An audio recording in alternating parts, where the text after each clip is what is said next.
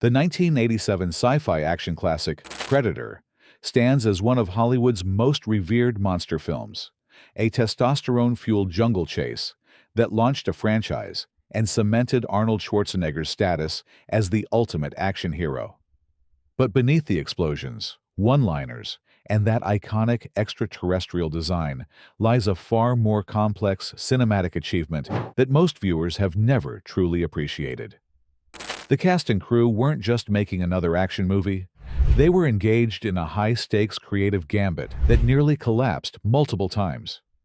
What if everything you thought you knew about this jungle showdown was just the surface layer? What if the real battle wasn't between commandos and an alien hunter, but between a visionary director, a studio that didn't understand his vision, and a cast pushed to their absolute physical and psychological limits? What if the most important element of the film's success wasn't even part of the original plan? Let's pull back the curtain on one of cinema's most enduring sci-fi classics and reveal the extraordinary circumstances that shaped every frame you see on screen. The surprising production choices, the near disasters, and the behind-the-scenes innovations that forever changed how action films would be made. This is the hidden story that transforms how you'll watch Predator forever. The central revelation that most fans never grasp about Predator is that it represents the perfect collision of deliberate artistic vision and desperate creative improvisation. While audiences see a seamless action thriller, what they're actually witnessing is the result of a production that constantly teetered on the edge of disaster, saved repeatedly by the cast and crew's relentless problem-solving, and a director who refused to compromise on his unconventional approach. The film we know today emerged from three critical elements that the production team kept hidden from public view. First, the complete scrapping and redesign of the alien creature after filming had already begun. Second, a revolutionary approach to action choreography that treated the jungle itself as a character. And third, a deliberately engineered physical and psychological crucible that the director created for his cast, one that mirrored the very story they were telling. Behind Schwarzenegger's iconic performance as Dutch lay a production where the actors weren't just playing elite soldiers, they were forced to become them. Director John McTiernan didn't want actors pretending to be a military unit. He needed them to transform into one before his cameras would roll. This philosophical approach to filmmaking, more than any single special effect, is what separated Predator from its contemporaries and created the authentic tension that still resonates decades later. What began as a relatively straightforward Rambo meets alien concept evolved into something far more sophisticated, a cinematic experiment that would influence action filmmaking for decades to come. But getting there required a journey nearly as harrowing as the one depicted on screen. Arnold Schwarzenegger arrived on the Predator set at the absolute pinnacle of his star power. The former bodybuilding champion had successfully transformed himself into Hollywood's most bankable action hero through the Terminator and Conan franchises. His public image was larger than life, invincible, unstoppable, superhuman. The reality on location told a different story. Cast members have revealed that Schwarzenegger was deeply concerned about the film's potential, especially after seeing the original creature design. Far from the confident superstar, behind the scenes, Arnold was actively strategizing how to protect his career if the project imploded. The man who projected invincibility on screen was quietly consulting with producers about potential escape clauses in his contract. "When I saw the first alien costume, I immediately called my agent," Schwarzenegger later admitted. "I thought we were making a career-ending mistake." Carl Weathers, who played Dylan, arrived with his own carefully cultivated tough guy persona from the Rocky films. Yet on set, Weathers revealed himself to be the intellectual center of the cast, often discussing the philosophical underpinnings of the script, challenging scenes that didn't make logical sense, and serving as an impromptu diplomat between warring creative factions. Perhaps the most striking contrast was Jesse Ventura, whose bombastic Blaine character delivered some of the film's most quotable lines. The former Navy SEAL and professional wrestler built his public persona on bravado and machismo. Yet cast members consistently describe him as the most vulnerable and open member of the ensemble. The first to admit when he was struggling with the grueling conditions, and the one who often checked in on others' well-being when cameras weren't rolling. Behind each character was an actor navigating not just a difficult shoot, but the crushing pressure of 1980s action star expectations. A burden that would eventually drive several cast members away from Hollywood altogether. In February 1987, after 5 weeks of filming, 20th Century Fox executives viewed the initial footage and made an unprecedented decision. They would completely scrap the original Predator design and shut down production to build something entirely new, a $1.5 million gamble that added several months to the shooting schedule. What most viewers never realized is that Predator, as we know it, almost didn't exist at all. The film's entire production hinged on a single decision that seemed catastrophic at the time. The complete abandonment of the original creature design after filming had already begun. The original Predator was nothing like the hunter we know today. The initial costume featured a long-necked, insect-like creature with a dog-shaped head and backward-bending legs. The suit was worn by Belgian martial artist Jean-Claude Van Damme, who had been hired specifically for his fighting prowess. Van Damme was miserable in the cumbersome red suit and couldn't understand why his martial arts skills weren't being utilized. "I was in this ridiculous red suit that I couldn't see out of," Van Damme later recalled. "They never told me the creature was supposed to be invisible most of the time." When early footage was assembled, the studio executives were horrified. The costume looked awkward on camera, lacked menace, and failed to convey the predatory power the script demanded. In a move almost unheard of in Hollywood, the production was temporarily shut down.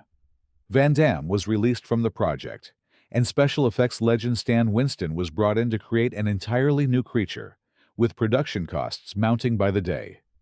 Winston, fresh off his success with Aliens, completely reimagined the hunter. Drawing inspiration from a comment by James Cameron about mandibles and incorporating elements suggested by the cast themselves, Winston created the iconic design we know today, a masterstroke that transformed the film from potential disaster to cinema classic. This 11th hour salvation represents one of Hollywood's greatest creative pivots. Had the studio chosen the safer route, continuing with the original design to save money, Predator would likely have disappeared into the bargain bins of history, rather than launching a multi-decade franchise. The Predator, set in the Mexican jungle near Puerto Vallarta, wasn't just a filming location. It was a punishing testing ground that broke bodies and tempered wills. What audiences never saw was the grueling reality that forged every frame of the film they love. The cast endured a brutal commando training camp before filming, led by military technical advisor Gary Goldman. For 2 weeks, they slept outdoors, learned tactical movements, and performed punishing physical conditioning in the jungle heat. Director John McTiernan wasn't just looking for actors who could play soldiers. He demanded they become a functioning unit. "After the first day, I couldn't move my legs," Bill Duke recalled. "I thought I was going to have to quit the film. But then, I looked around and saw everyone else was suffering too." The jungle itself became an adversary more formidable than any scripted alien. Cast members battled dysentery, dangerous wildlife, and temperatures that regularly exceeded 100 degrees while wearing full military gear. Schwarzenegger lost over 25 pounds during the shoot. Sonny Landham was so volatile that the studio hired a personal bodyguard, not to protect him, but to protect others from him. Most challenging were the night shoots, where the production battled both the elements and a rapidly deteriorating morale. The crew often worked 18-hour days in muddy conditions, with equipment frequently failing due to the humidity. When cameras weren't rolling, medics treated everything from twisted ankles to serious falls, and near hypothermia from the repeated water scenes. For the famous scene where the team rappels down the waterfall, the actors performed their own stunts, dropping 70 feet down the face of a real waterfall. No doubles, no safety nets below the frame. The fear on their faces wasn't acting. It was the genuine response of men who had been pushed to their physical limits and were now dangling on ropes above a deadly drop. Yet, within this crucible, something remarkable happened. The cast actually transformed into the tight-knit unit they were portraying. The shared suffering created an authentic bond that radiates from the screen, a brotherhood that no amount of acting could have fabricated. The genius of Predator lies in visual storytelling elements, so subtly crafted that most viewers completely miss them, even after multiple viewings. These deliberate artistic choices transform the film from a simple action vehicle into a masterclass in visual communication. First is the film's deliberate color progression. Production designer John Vallone and cinematographer Donald McAlpine created a visual journey that subtly shifts throughout the film. The early scenes feature a diverse color palette, with the team's varied uniforms and equipment creating a tapestry of military greens, browns, and blues. As characters are eliminated, the color palette narrows. By the final act, when Dutch faces the Predator alone, the visual field has been deliberately reduced to just earth tones and blood red, a visual reinforcement of the stripped-down battle of survival. We wanted the audience to feel the reduction of options without consciously noticing it, McAlpine explained years later. As Dutch loses his technology and teammates, we systematically removed colors from the frame. Even more fascinating is the deliberate progression of weapons technology. Sharp-eyed viewers might notice that the film presents a deliberate de-evolution of warfare. The film begins with high-tech military hardware, helicopters, miniguns, and explosive weaponry. As the story progresses, the technology regresses. Dutch eventually abandons modern weapons entirely, fashioning primitive spears and traps from the jungle itself, a visual commentary on mankind's relationship with technology and warfare. Perhaps most missed is McTiernan's systematic use of vertical space as storytelling. The film begins with the team descending from the sky in helicopters, emphasizing their power and technological superiority. The Predator is initially shown only in the trees, looking down. As Dutch begins to understand his enemy, he starts to look up more frequently. The final battle deliberately moves the action from the jungle floor upward into the trees, Dutch literally rising to the Predator's level as he evolves his understanding. These visual motifs weren't random choices, but carefully planned storytelling devices that most viewers process only subconsciously. Subtle manipulations that make Predator resonate far more deeply than its surface-level action would suggest. Behind the testosterone-fueled firefights on screen, an equally intense battle raged between director John McTiernan and 20th Century Fox executives.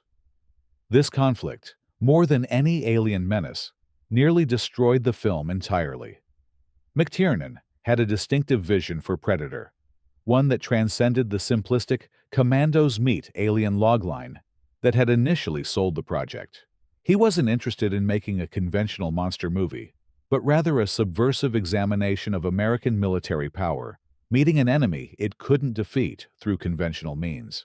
The studio, however, had greenlit a straightforward action vehicle for Schwarzenegger, hoping to capitalize on the success of Commando and similar films.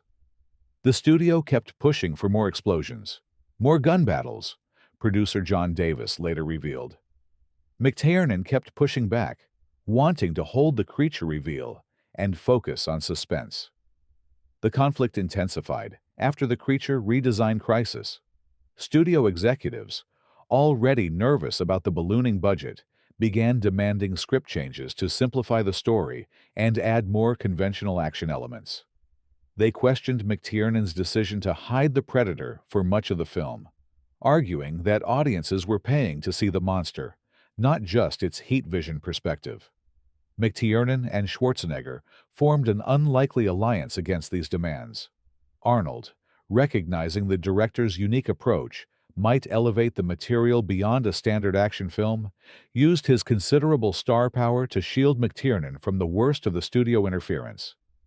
It was Schwarzenegger who convinced executives to trust the director's vision of a slow-burn reveal for the creature.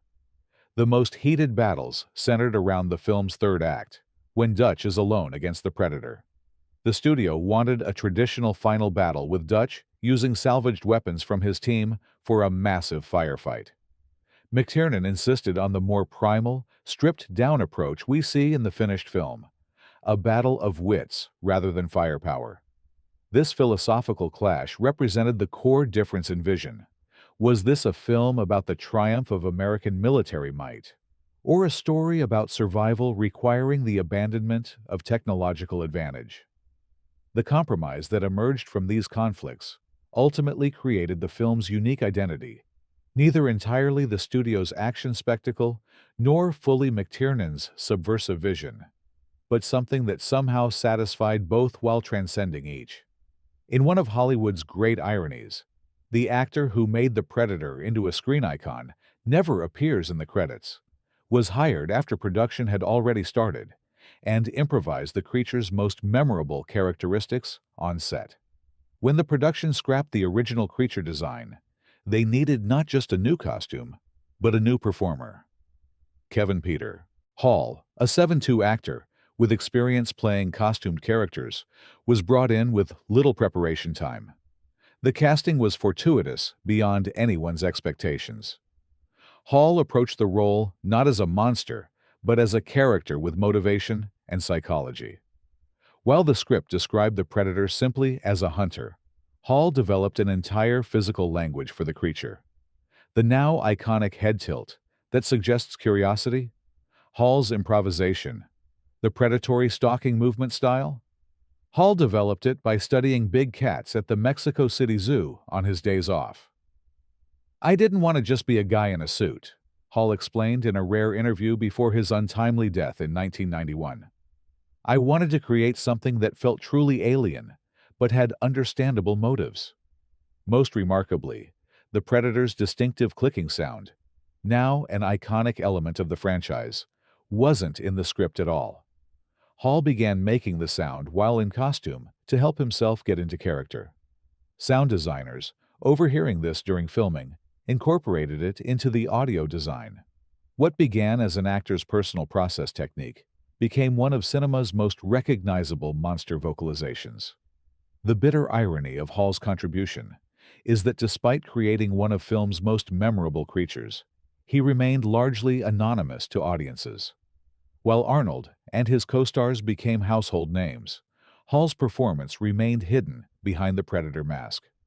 Further tragic was Hall's death from AIDS-related complications in 1991, just as the Predator was becoming established as an iconic screen monster that would span decades of films. The creature that nearly sank the production ultimately became its saving grace, all because an actor saw beyond the limitations of a monster suit and found the character within. The Predator became not just an adversary, but a fully realized character with motivations and personality, elevating the entire film in the process. Upon its June 12, 1987 release, Predator received mixed reviews from critics, with the New York Times dismissing it as grisly and dull. Despite this critical ambivalence, it opened at number 1 at the box office and would go on to gross $98 million against its troubled $18 million budget. Contrary to popular belief, Predator wasn't an immediate phenomenon. While commercially successful in theaters, it initially stood in the shadow of Schwarzenegger's other blockbusters. Critics largely dismissed it as another mindless action vehicle, failing to recognize the sophisticated visual storytelling and genre-blending innovations McTiernan had crafted. The film's true breakthrough came in the nascent home video market. As VHS rentals exploded across America, Predator became one of the most rented titles of the late 1980s. This format allowed viewers to re-watch and notice the subtleties most theater audiences had missed: the careful visual progression, the deliberate pacing, the thematic depth beneath the action. The movie found its audience through VHS, Carl Weathers noted years later. People would watch it, pick up something new, Then immediately rewind and watch again. What critics had missed, but audiences gradually discovered, was how skillfully the film blended genres. What begins as a military action film transforms into a slasher horror movie, then shifts again into a primal survival thriller. This genre hopping, considered jarring by some initial reviewers, would later be recognized as revolutionary storytelling. Film schools began analyzing McTiernan's techniques, particularly his use of sound design and negative space to create tension. The famous scene where the team fires blindly into the jungle, spending thousands of rounds without hitting anything, became a case study in how to visualize futility and technological inadequacy. By the mid-1990s, critical reappraisal was in full swing. What had been dismissed as another Schwarzenegger movie was increasingly recognized as a pivotal film that had redefined how action and science fiction could blend. The creature design entered the pantheon of classic movie monsters, with the Predator joining the Xenomorph, the Thing, and other iconic screen creatures as a landmark of practical effects. This slow-burn recognition transformed Predator from a commercial success to a cultural touchstone, a film that succeeded not because of its initial reception, but despite it. The DNA of Predator has replicated throughout cinema in ways both obvious and subtle, creating ripple effects that transformed careers and influenced filmmaking across multiple genres. For John McTiernan, Predator was just the beginning. The techniques he pioneered would evolve directly into his next project, Die Hard, where he further refined his approach to action as character development rather than simple spectacle. The confidence he gained from protecting his vision on Predator emboldened him to push even further against action movie conventions, eventually reshaping the entire genre. For the cast, Predator created divergent paths.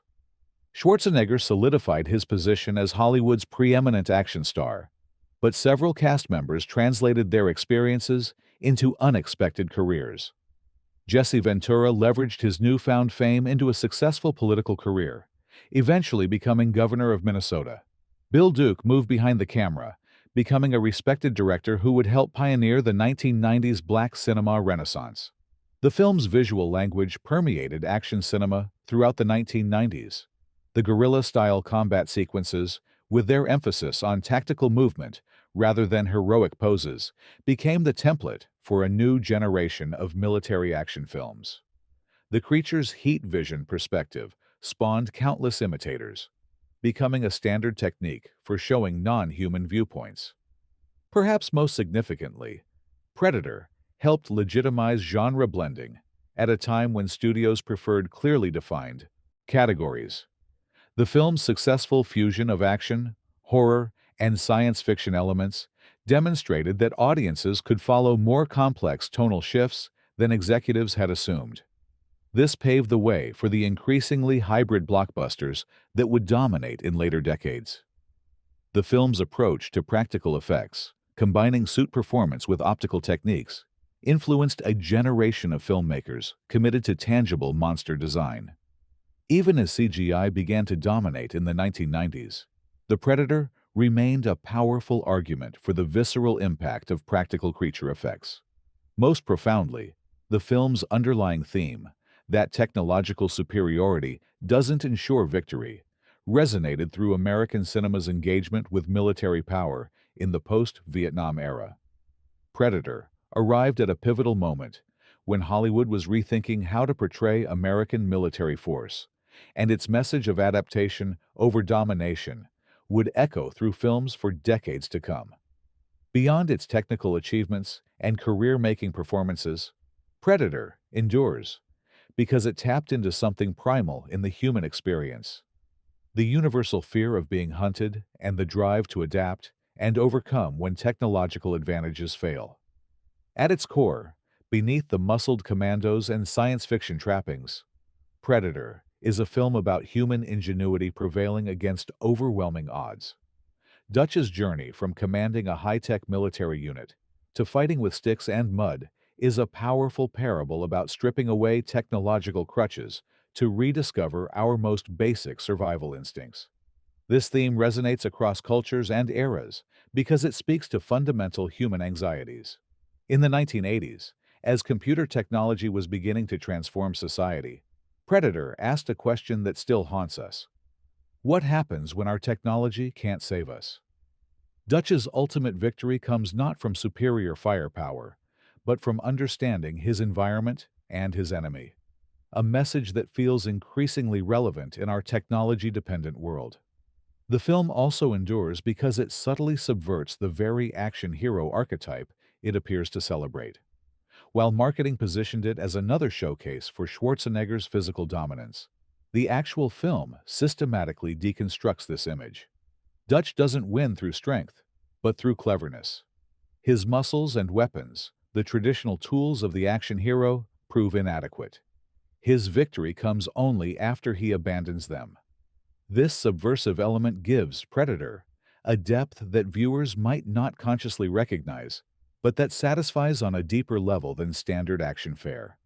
Like the best genre films, it uses its fantastical premise to explore very real human concerns about vulnerability and adaptation. When viewed with these hidden layers exposed, Predator transforms from a simple action film into a sophisticated meditation on human nature. The alien hunter serves as a mirror, reflecting humanity's own predatory history back at us while challenging our assumption of dominance. Dutch's final question to the creature, "What the hell are you?" is really the film asking us to consider our own nature. That's why, decades later, new generations continue to discover and embrace this film. Behind the quotable lines and spectacular explosions lies a story that touches something essential about the human experience. Our fear of being hunted, our will to survive, and our capacity to adapt when everything familiar has been stripped away. The next time you watch Predator, look beyond the explosions and one-liners that made it famous. Notice how deliberately the camera moves from wide jungle vistas to increasingly claustrophobic frames. Pay attention to how the sound design gradually removes human elements, machinery, gunfire, voices, until only the jungle itself remains. Recognize how every artistic choice, from costume design to music cues, serves the story's central journey from technological complexity to primal simplicity. What you're really watching isn't just an action film with an alien, it's a masterclass in visual storytelling that continues to influence filmmakers today. The cast and crew didn't just make a movie, they created a visceral experience that forces us to question our relationship with technology and nature, all disguised as a summer blockbuster. If you found these revelations about Predator fascinating, hit the like button and share which hidden detail surprised you most in the comments below. After all, the best films, like the best Predators, always keep something hidden in plain sight.